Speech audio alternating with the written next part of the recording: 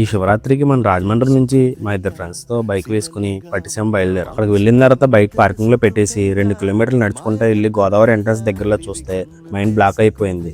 అలా గంట సేపు నుంచున్న తర్వాత 40 రూపాయలు టికెట్ తీసుకుని కట్టిపాడేసిన వంతుల మీద అలా 3 కిలోమీటర్లు నడుస్తుంటే వ్యూ మాత్రం అదిరిపోయింది. అలా నా ఫ్రెండ్స్తో కలిసి టెంపుల్ దగ్గర చేరుకున్నాం.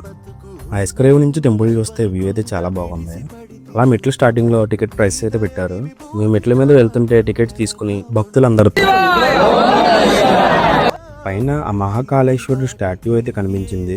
లోపల ఉన్న రద్దీ చూసి అసలు దర్శనం అవుతుందో లేదో అనుకున్నాం, కానీ ఒక 30 నిమిషాలు ఓపిక పట్టాక ఆ గర్భగుడిలోకి వెళ్ళగానే స్వయంగా ఆ పరమేశ్వరుని దర్శనం చేసుకునే భాగ్యం దక్కింది. అసలు ఆ శివయ్యని చూడగానే అప్పటి వరకు వచ్చిన అలసట అంతా ఎగిరిపోయింది.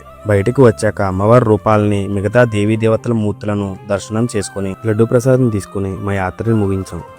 ఇన్ని కష్టాలు పడి వచ్చి ఒక్కసారిగా శివలింగాన్ని చూస్తే మనసుకు కలిగే ప్రశాంతత ముందు ఎంతైనా సరిపోదు. హర హర మహాదేవ్.